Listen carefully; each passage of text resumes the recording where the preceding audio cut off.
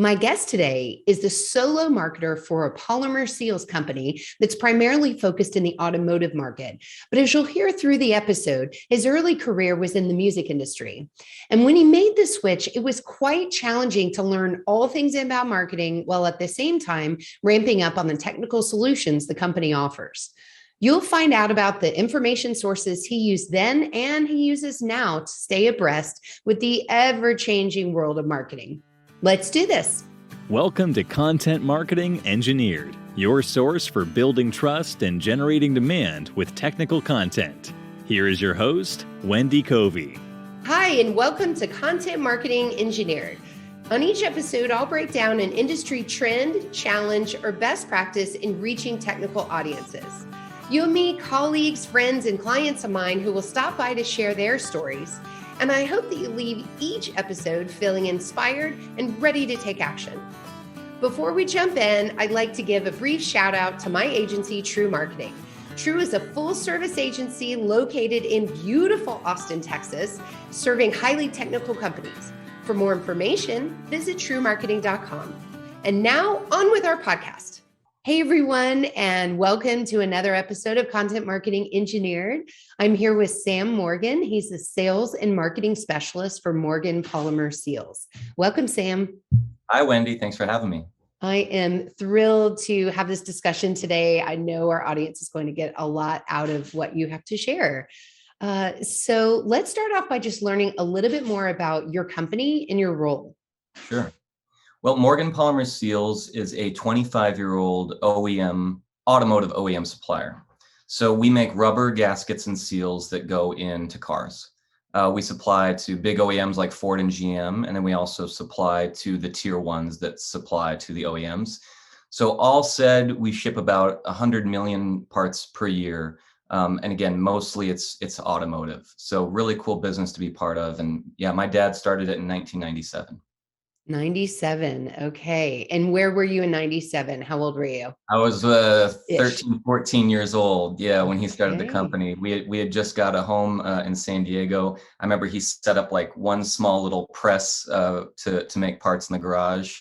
And I would go in there after school and I would make rubber parts, while doing my homework, trying to save up money to buy a camcorder. So I was one of the first employees. And I love that it's all about the camcorder or whatever. Yeah, everybody had their goals. I was a Spielberg in the making for sure. Yeah. Nice. I remember my first Sony Walkman. Walkman. Yeah. Yeah. Good times. Well, what do you do at the company? Sure. Well, like you said, sales and marketing specialist. I feel like really my job is to support our sales team and to support our marketing. But reading between the lines, you can probably tell I'm also the one-person marketing team. So there are a lot of those going around in our industry. Yeah. Oh yeah. Hey, there's enough tools now where you can kind of effectively do it. But yeah, a few years ago, probably 2.5 years ago, my background for over 10 years was in advertising. So I used to be in advertising, mostly selling digital ad campaigns to entertainment companies like music, record labels, TV and film companies.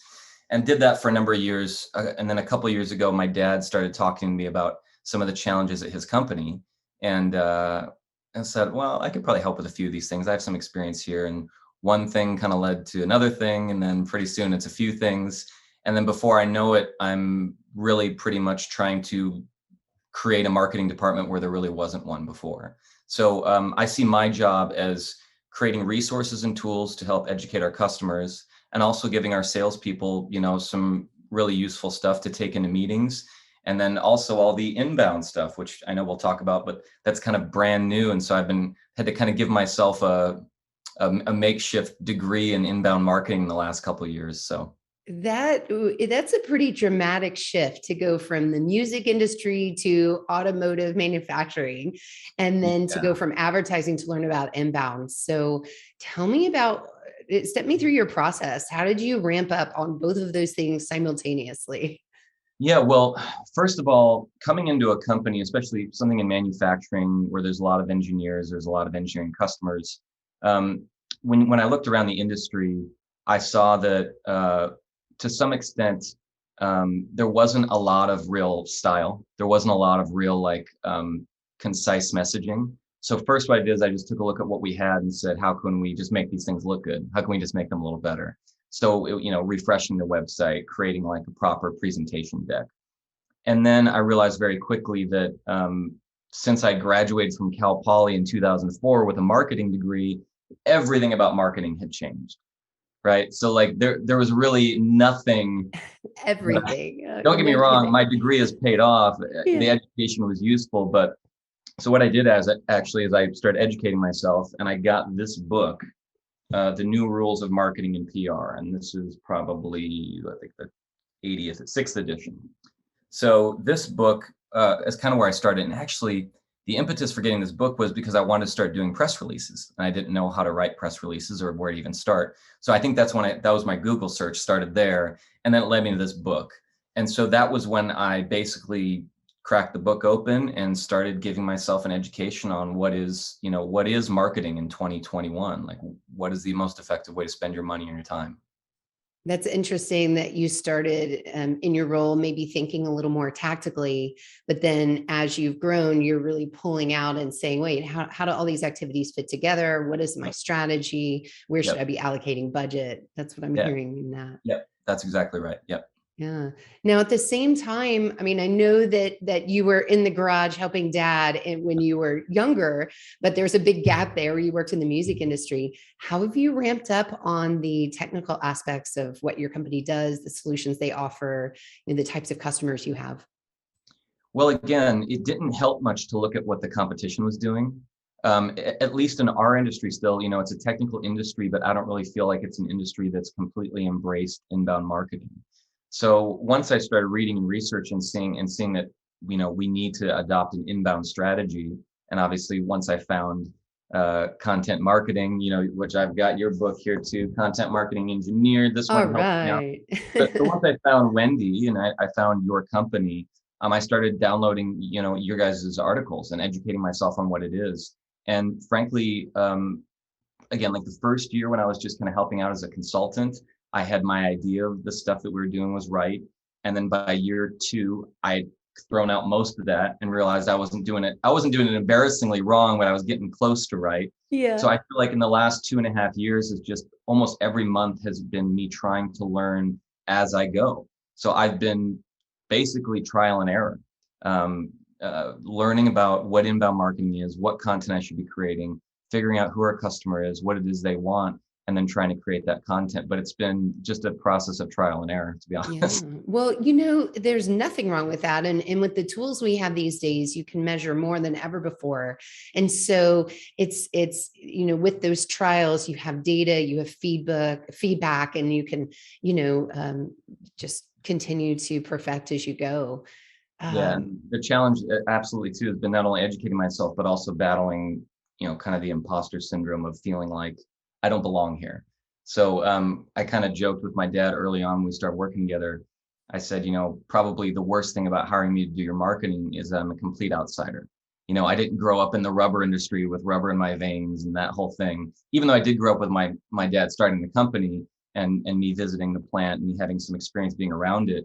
So I came in feeling already like an outsider. Then I also joked them, well, maybe also the best thing about hiring me is that I'm an outsider. So I'm not just going to look at the website of your competition and say, oh, let's just do that. Right. But in fact, I was actually trying to almost start from scratch, educate myself about who we are, what our goals are, who our customers, what it is they really need and what they want, and then build content from there.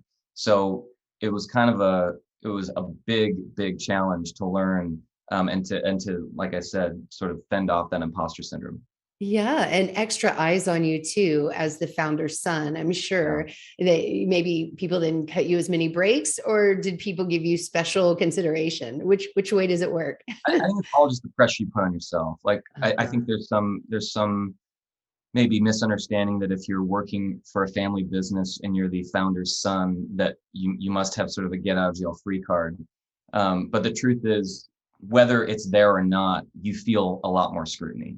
You feel a lot more, I don't know if pressure is the right word, but you feel a ton of accountability to make sure you're spending the money right, to make sure that you're making good decisions. That said, my dad's form of management is to let people rise and fall on their own, to give them the freedom to try things and make mistakes. That's why the company is so successful. I mean, he reminds me of this all the time. When I first started working with him, he would say to me kind of jokingly, he would just look at me and say, "Well, Sam, just don't mess it up." And That's all. and he's saying that both completely sincerely and with a little bit of humor. But Yeah. honestly, I think about that all the time, which, for me, what I take from that is try things and do your best and just start. But don't sit back waiting for someone to tell you what to do. Don't sit back waiting for someone to approve, but just start. And so it's been really cool working in a family company, but it's also completely different than any job I've had before, where I had like a boss, or when I was in Right. sales and you just got your number, just hit your number. So this is a little bit different. I think there's a takeaway for managers to allow their staff to try things, to fail forward, to experiment. So I think that's good advice too there. Were there mentors that helped you within the company ramp up, or were good people for you to bounce ideas off of? Yeah, so my older brother, Sean, he's our chief revenue officer. And he worked for Morgan Polymer back in the early days and then kind of took off to have his own journey working for these big international, massive sealing companies. And then now he's back working at Morgan Polymer. But all along, he's kind of the main person that I can always trust to talk to, because he is not only family and he makes himself available to me, but he's very much like, he is a rock star in the industry. So a lot of times, like if I have a question that I could have taken to my dad, he'd probably just say, just do whatever Sean says we should do. Nice. So, and then again, frankly, also like Mark Conley, our head of engineering, Todd Teskey, our VP of sales, my cousin Thomas Morgan is one of our design engineers now.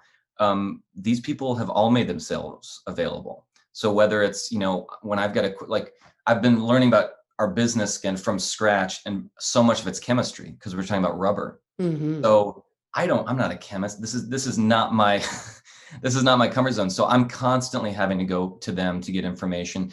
But then in terms of mentorship for the actual marketing work, again, it's been partnering up with your company. It's been just diving into all the resources available online that can give you some guidelines how to do it.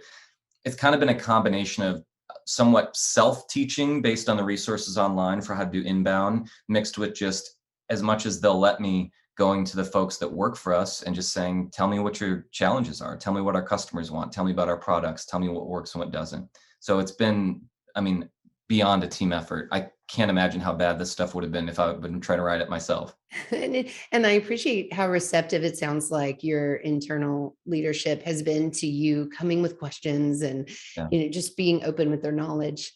Yeah. Have you in turn done a lot of education on inbound marketing now that you've been on this journey for a few years?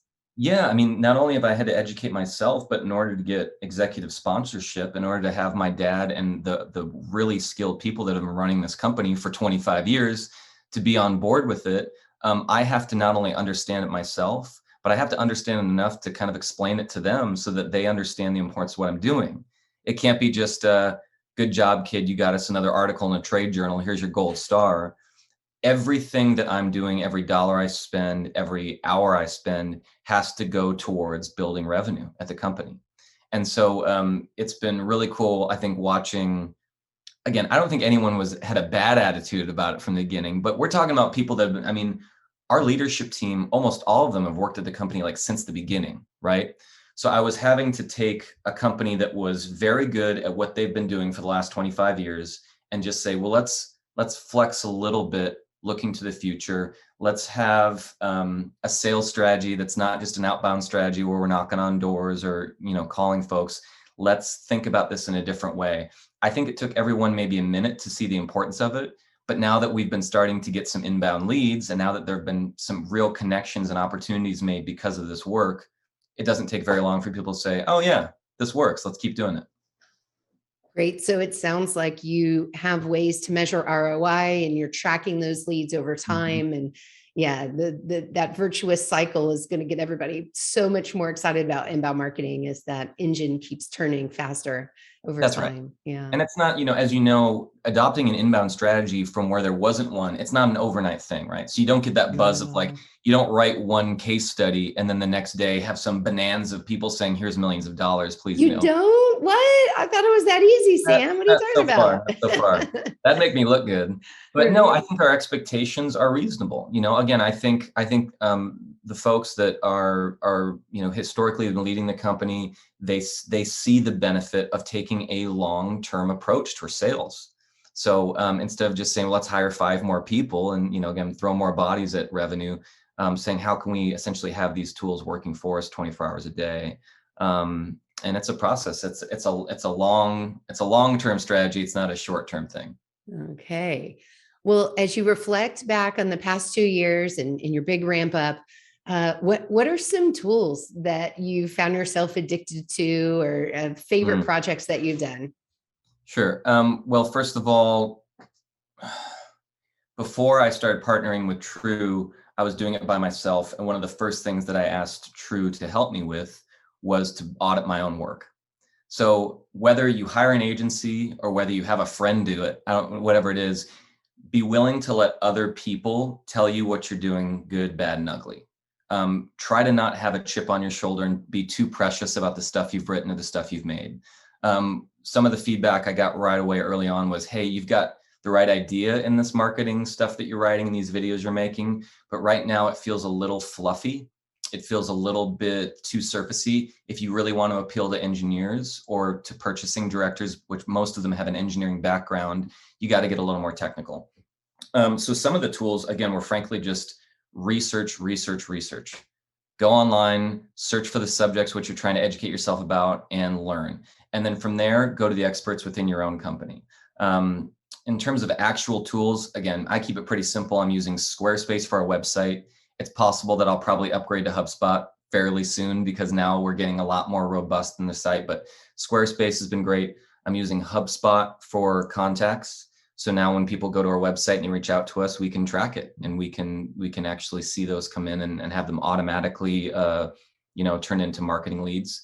Some of this stuff, again, maybe it's just exciting to me, but Canva, which is exciting to the world. Just a really intuitive design platform. So if you're like me and you have to do some graphic design. So early on, I was hiring out all of design. And it was frustrating because I'm getting back professional work, but every time I have a note or an edit, I'm emailing them and then the person's emailing me back, and just the money and the time builds up. So for anybody who doesn't know, who's living under a rock, Canva, it's basically like being able to have like a Photoshop or Illustrator, except something that's easy to learn. So that's been a great tool for me as, again, kind of a one-person marketing department. I love using Grammarly for my writing. Grammarly is just, again, an online writing tool that helps to edit your writing, not only for grammar and kind of obvious mistakes, but also for writing style. So you can set goals like, well, this one needs to be kind of an academic tone, very professional. This one's more general, more neutral. So it kind of helps you to write, which I love. Again, read books. I know it sounds simple, but just like read marketing books. This other one I got to that I thought was great. This book called Start With Why. So kind of about storytelling. So even though, again, I'm doing marketing for a manufacturing company that supplies to the automotive industry, in some ways, this is like the most traditional possible industry out there, where usually the answer is, how should we do it? Let's do it like we did last year because we don't work. And the number one thing you don't want is for something to go wrong because it was new. And then there's a warranty issue. And then there's, so Start With Why. And a lot of these books about storytelling, I think it still applies to a technical industry. So I've been trying to use tools that both teach me how to write technically, but also teach me how to write compelling story and compelling narrative. So kind of a mix. And then again, the last thing I would say is just don't be too precious when someone says you did it wrong or you don't know what you're doing yet. When you had your episode about like the top 6 reasons why the marketing person is not respected within their company, and I think the number one thing was, well, you just don't understand your product or you don't understand what's going on in your company. Yeah. That really rang true to me. So just be diligent about learning and be willing, like you said, kind of to fail and to get up and try again. And you're never going to know it as well as your technical folks within your company. So, No. you're Oh, not aspiring to that level, no. but certainly a level where you can talk to customers, you can give your elevator pitch, you understand That's the right. acronyms. So there's, at least something beyond just the surface level there. That's absolutely right. Yeah, you don't want to embarrass yourself in front of someone. You want to be able to speak, knowledgeably. But yeah, there's no way I'll ever get up to the level of like our Mark Conley, our director of engineering, who's been doing this for Yeah. 40 years. I mean, no No. chance. And if you did, you wouldn't be doing your marketing job, right? Correct. That's correct. Yeah. So you mentioned manufacturing being very traditional, like it's hard to be the disruptive force. And Right. and I was talking with someone just yesterday about Jeffrey Moore and Crossing the Chasm. Is that a book you've run across, Sam? I've heard of it though. I don't know if it was maybe you or one of your guests recommended it, but yes, I do know. Yeah, that's another good one. It's been around a long time, but the principles, even if you just looked up the adoption curve, it talks about how you have, people who are really excited technologists and they're willing to take all the arrows in the back if things don't work perfect, and because Yeah. it's new technology and it's disruptive. And then there's this huge chasm before you get to the rest of the world, right? Where that you have the early and late majority, where these people want to see that it's proven technology. They want to see case studies. They want to see specs, see that solution worked in action. And then you have finally the laggards that won't switch away from something they've always done, really, no matter what. And Yeah. so it's a really good principle to apply to your personas, and know which they are and how to write to that person. So Yeah, funnily enough, I think with our customers, it's still a bit of a mix. I think that you've got some folks that simply want whatever was done last year. A lot of people, though, are definitely interested in what's new. And even if they can't, I don't know, always get something approved that's brand new. Like, again, when you're supplying to automotive, it's all about having your materials approved. It's all about mhm. having approval, approval, approval, approval. But that said, the way in which we make things can still be cutting edge. Yeah. Our ability to keep internal scrap to a bare minimum, to be incredibly cost effective. Um, that those kinds of things, you can invent new ways to do that as you go, and that doesn't really disrupt your ability to still be the tried and true, part of the tried and true Yeah. product. Yeah, it's not always the product. Sometimes it's about the delivery of the product or the service behind it That's that right. is the difference maker. I mean, look at Uber versus getting a cab. That it's all about the experience, right? The product's still the same. It gets you from point A to point B. Yep, that's right. Yeah. Well, Sam, what parting advice do you have for other manufacturing marketers that are new to the technical industry, trying to ramp up, feeling overwhelmed? What lifeline would you throw to them? Well, if you're lucky and you're in a situation where the people that you're working with aren't expecting some sort of incredible bonanza of new business overnight, I would say, first of all, be patient. Be patient. Uh, Keep checking yourself. Keep checking your work. Keep collaborating. But in general, I guess just when you're feeling that imposter syndrome, just remind yourself that you're doing the work. I mean, you're learning something that is itself essentially kind of brand new. Again, I've got a marketing degree. I worked in advertising and marketing for over 10 years, and yet this is still completely essentially new to me. So I guess maybe go easy on yourself. Go a little bit easy on yourself, and just keep at it. Persistence and patience and humility, I guess. And along with that, it sounds like continue to keep up with the trends because it's going to change again. We Oh, may feel really smart on the marketing front right now, but wait 2 years. It'll it's all gonna change again. it's gonna all change again. That's right. Yeah. So yeah, stay educated. Listen to podcasts like Content Marketing Engineer. Know what it is your customers are listening to, and ask them. It's not always. I don't think the first thing you ask someone is, "So how did you hear of us?" And how. I don't think you need to be like that.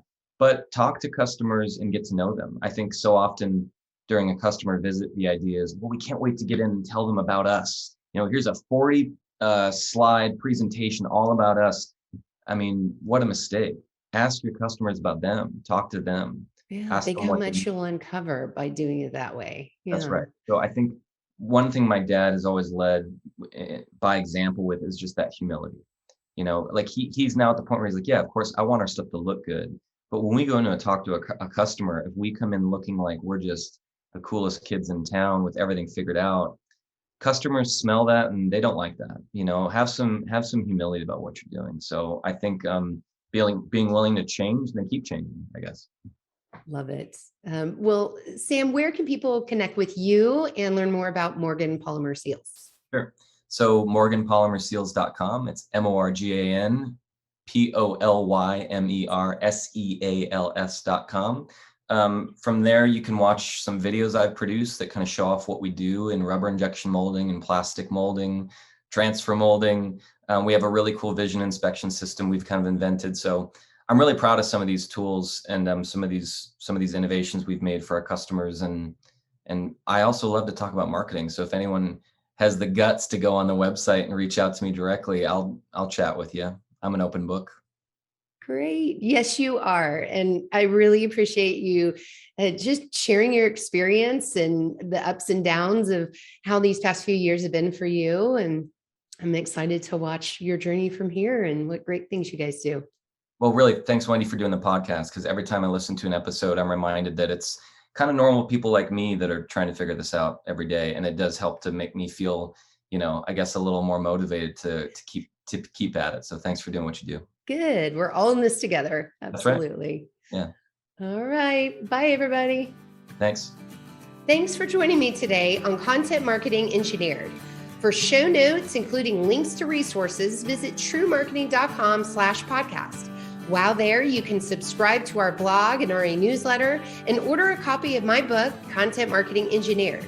Also, I would love your reviews on this podcast. So please, when you get a chance, subscribe and leave me your review on your favorite podcast subscription platform.